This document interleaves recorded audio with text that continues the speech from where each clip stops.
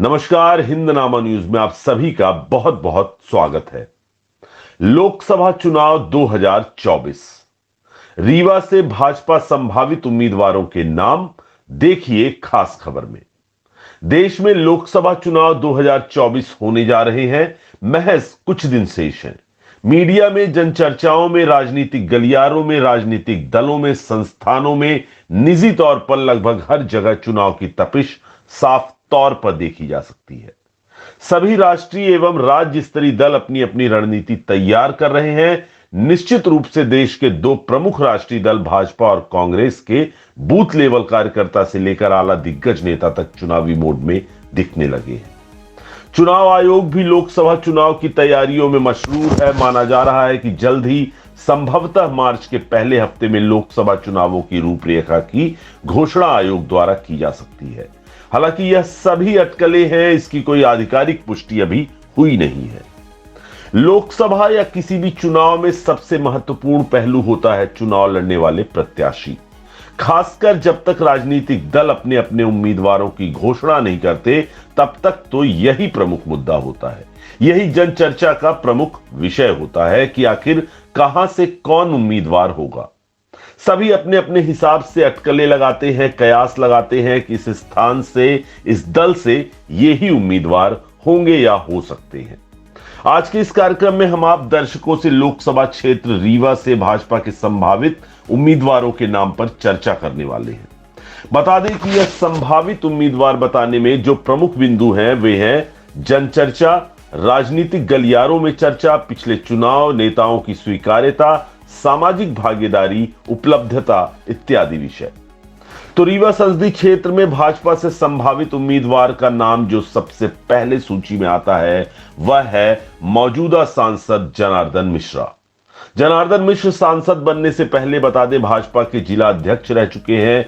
2014 में पहली बार वो सांसद बने। तब वो रीवा निर्वाचन क्षेत्र से कांग्रेस के सुंदरलाल तिवारी को हराकर 16वीं लोकसभा के लिए चुने गए। उसके बाद फिर वो दूसरी बार 2019 में भाजपा से लोकसभा चुनाव जीते और दोबारा संसद पहुंचे। जनार्दन मिश्र का अब तक का राजनीतिक सफर विवादों, घोटालों से दूर रहा है। उन पर कोई आरोप नहीं है। समाज और क्षेत्र में उनकी छवि एक मिलनसार, संवेदनशील और गंभीर नेता की है। जमीन से जुड़े हुए वे नेता माने जाते हैं। साथ ही रीवा के सबसे दिग्गज नेता, प्रदेश के उप मुख्यमंत्री राजेंद्र शुक्ल से उनकी नजदीकी सर्वविदित है। उनकी पहली पसंद वो ही माने जाते हैं। क्षेत्र में केंद्र सरकार की योजनाओं को प्रमुखता से लागू कराने और आमजन के बीच उनका प्रचार प्रसार करते अक्सर देखे जाते हैं। नवाचार भी करते देखे गए हैं। हालांकि कई बार ऐसा कर मीडिया में वे ट्रोल भी हुए हैं। उनकी खिंचाई भी की गई है कुछ अवसरों पर, जैसे खुले हाथों से शौचालय साफ करने का वीडियो वायरल होना इत्यादि। परंतु ज्यादातर बातें, ये सारी बातें उनके पक्ष में है। ऐसे में अगर जनार्दन मिश्रा, मौजूदा सांसद, को भाजपा तीसरी बार भी रीवा से अपना उम्मीदवार बनाती है तो इसमें कोई आश्चर्य की बात नहीं होगी। सबसे ज्यादा भाजपा उम्मीदवार होने के उन्हीं के आसार हैं, ऐसी जनचर्चा भी है। अब चूंकि भाजपा और विशेषकर प्रधानमंत्री नरेंद्र मोदी और गृह मंत्री अमित शाह अक्सर ही ऐसे निर्णय लेते हैं जो कि सभी को चौंका कर रख देते हैं। जैसे कुछ महीनों पूर्व ही संपन्न हुए विधानसभा चुनाव में मध्य प्रदेश, राजस्थान, छत्तीसगढ़ में देखने को भी मिला। चुनाव में सांसदों को विधायकी लड़वाई गई, फिर सरकार बनाने में भी सीएम चुनने में सभी को चौंकाया और एक मुख्यमंत्री और दो उप मुख्यमंत्री का फॉर्मूला लागू कर भी सभी को अचंभित कर दिया। तो हम थोड़ा आगे बढ़ते हैं और अन्य संभावित नाम की भी आपसे इस कार्यक्रम में चर्चा करते हैं। चर्चा अन्य नामों की इसलिए भी जरूरी है क्योंकि मौजूदा सांसद जनार्दन मिश्र 2 बार से लगातार सांसद हैं और मुमकिन है कि उन्हें तीसरी बार रिपीट न किया जाए। तो अन्य नामों की फहरिस्त में जो नाम है वह है राजेश पांडे। पांडे जी बजरंग दल के राष्ट्रीय संयोजक रह चुके हैं। वर्तमान में मध्य प्रदेश भाजपा के प्रदेश मंत्री हैं। डिप्टी सीएम के साथ अक्सर देखे भी जाते हैं। साथ ही वो भाजपा के प्रख्यात वयोवृद्ध नेता केशव पांडे के पुत्र हैं। राजेश पांडे की केंद्र और आरएसएस में अच्छी पकड़ है। साथ ही जिले में भी उनकी स्वीकार्यता से इंकार नहीं किया जा सकता। पिछले विधानसभा चुनाव में मऊगंज से अटकलें थी कि उन्हें टिकट मिलेगा, परंतु तब ऐसा हो न सका। तो ऐसे में अगर अब लोकसभा चुनाव में भाजपा राजेश पांडे पर अपना दांव खेलती है तो इसमें कोई हतप्रभ होने वाली, आश्चर्य वाली बात नहीं होगी। संभावित उम्मीदवारों की फहरिस्त में अगला नाम है डॉक्टर अजय सिंह का, जो कि वर्तमान में रीवा से भाजपा जिला अध्यक्ष हैं। उनका अब तक का राजनीतिक कार्यकाल अच्छा रहा है। गैर विवादित नेता हैं, साथ ही छात्र जीवन से ही भाजपा में सक्रिय रहे हैं। कई वर्षों से जिला अध्यक्ष होने के कारण संपूर्ण जिले में आना जाना है, लोग उन्हें जानते पहचानते हैं, सामाजिक और नेता के रूप में जानते हैं। प्रदेश के दिग्गज नेताओं जैसे पूर्व सीएम शिवराज सिंह, प्रदेश अध्यक्ष वीडी शर्मा आदि से प्रगाढ़ संबंध है। वैसे भी आजकल मीडिया में इनको भाजपा टिकट मिलने की खबरें भी खूब चल रही हैं। गौरतलब है कि जब मौजूदा सांसद जनार्दन मिश्रा को टिकट मिली थी तो वो भी तत्कालीन समय में भाजपा के जिला अध्यक्ष ही थे। ऐसे में अगर भाजपा डॉक्टर अजय सिंह को इस बार अपना प्रत्याशी घोषित करती है तो यह भी कोई अचंभित करने वाली बात नहीं होगी। अगला नाम जो हम लेने वाले हैं वो है पूर्व मंत्री पुष्पराज सिंह का, जो कि रीवा महाराज भी है। हालांकि महाराजा साहब दल बदलते रहते हैं। कांग्रेस भाजपा सपा में आना जाना उनका खूब हुआ। अभी हाल ही में हुए विधानसभा चुनाव में इन्हें भाजपा में लाया गया था, जो अभी फिलहाल तो भाजपा में ही है। कांग्रेस सरकार में मंत्री रह चुके हैं, कई बार विधायक रहे हैं। इस बात से कोई इंकार नहीं कर सकता कि पुष्पराज सिंह का वर्चस्व और स्वीकार्यता संपूर्ण जिले में अब भी है।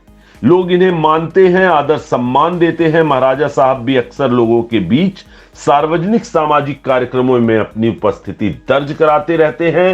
राजनीतिक जीवन भी काफी लंबा है और प्रभावशील है। कुल मिलाकर कहें तो लोकसभा चुनाव के लिए महाराजा एक परफेक्ट कैंडिडेट हो सकते हैं।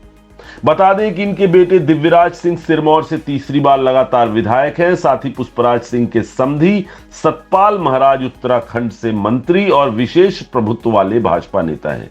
तो रीवा से भाजपा पुष्पराज सिंह को टिकट भी दे सकती है। और हाल ही में चूंकि विधानसभा चुनाव के समय उन्हें भाजपा में लाया गया है तो सांसदी में टिकट मिलने की उनकी प्रबलता और भी बढ़ जाती है। अगला संभावित नाम है भाजपा नेता गौरव तिवारी। बता दें गौरव तिवारी युवा मोर्चे में राष्ट्रीय पदाधिकारी रह चुके हैं। पार्टी में राष्ट्रीय स्तर पर उनकी अच्छी पकड़ है। पिछले कुछ वर्षों से जिले की राजनीति में वो खासा सक्रिय रहे हैं। वो यूथ आइकन हैं। अक्सर ही शहर में वो खास मौकों पर ऐसी होल्डिंग लगवा देते हैं या प्रेस कॉन्फ्रेंस कर अपनी बात पुरजोर तरीके से करते हैं, जो कि चर्चा और विवाद का विषय बन जाती है। इनके पक्ष में एक बात यह है कि केंद्र में इनकी राष्ट्रीय स्तर और प्रादेशिक स्तर के नेताओं में अच्छी पकड़ है, तो वहीं थोड़ा पीछे करने वाली कमी वाली बात यह है कि जिले में खास राजनीतिक पकड़ वाले दिग्गज नेताओं के साथ ये कम देखे जाते हैं।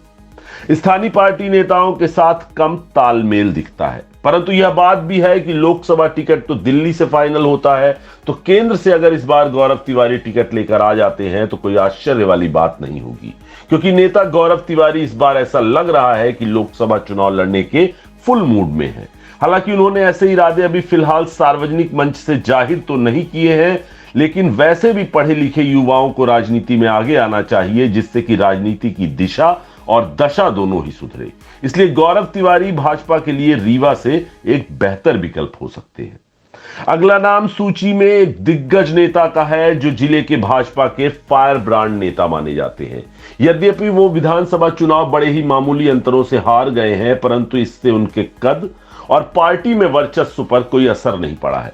जी हां, हम बात कर रहे हैं सिमरिया के पूर्व विधायक केपी त्रिपाठी की, जिन्हें उप मुख्यमंत्री राजेंद्र शुक्ल का वरदहस्त है। कहा जाता है कि राजेंद्र गुरु तो केपी उनके प्रिय शिष्य हैं। राजनीतिक जीवन की बात करें तो पार्टी में कई वर्षों से सक्रिय हैं वो, साथ ही जनपद अध्यक्ष और विधायक रह चुके हैं। सिमरिया के साथ साथ पूरे जिले में लोग एक सच्चे जनसेवक के रूप में इन्हें जानते हैं। चुनाव हारने के बाद भी सिमरिया के विकास में दिन रात लगे रहते हैं। विधायक ना होते हुए भी निस्वार्थ भाव से सिमरिया की जनता की सेवा कर रहे हैं। युवा शक्ति है, यूथ आइकन भी है, जोश से लबरेज है, राजनीतिक अनुभव भी हो गया है। तो रीवा से भाजपा लोकसभा का टिकट मिलने की जनचर्चा केपी त्रिपाठी की भी अच्छी खासा है। अंग्रेजी में कहते हैं ना कि last but not the least, तो आखिर में लेकिन सबसे जबरदस्त नाम सूची में है खुद सूबे के उप मुख्यमंत्री राजेंद्र शुक्ल का। यह नाम सूची में इसलिए भी जोड़ा जा रहा है क्योंकि इस बार प्रधानमंत्री मोदी तीसरी बार प्रधानमंत्री बनने के लिए चुनाव लड़ रहे हैं। जाहिर है तीसरी बार पूर्ण बहुमत से सरकार बनाने के लिए भाजपा को खास रणनीति बनानी पड़ेगी, क्योंकि तीसरी बार सरकार बनाना कोई बच्चों का खेल नहीं, कोई आसान बात नहीं होगी। तो ऐसे में भाजपा प्रत्याशी भी ऐसा चुनेगी जिनकी जीत की संभावना सुनिश्चित हो, और रीवा में अगर राजेंद्र शुक्ल खुद लोकसभा उम्मीदवार होते हैं तो उन्हें कौन हरा सकता है।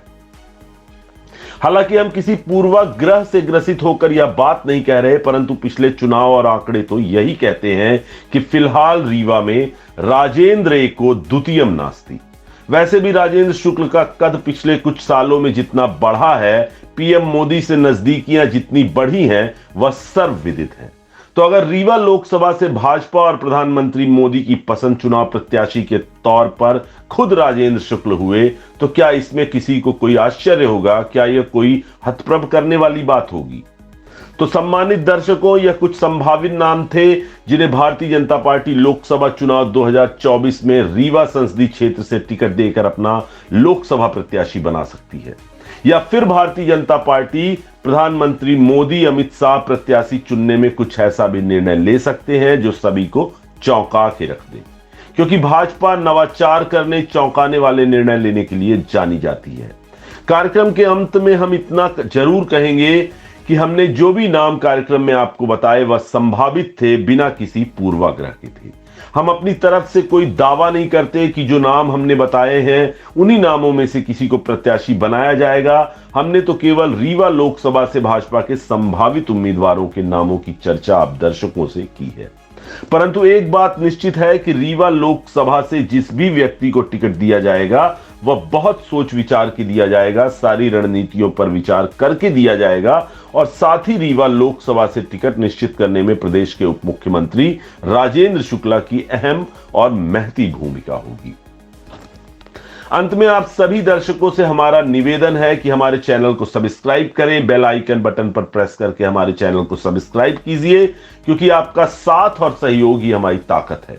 तो जुड़े रहें हमारे साथ, हमें दीजिए इजाजत। बहुत बहुत नमस्कार, धन्यवाद।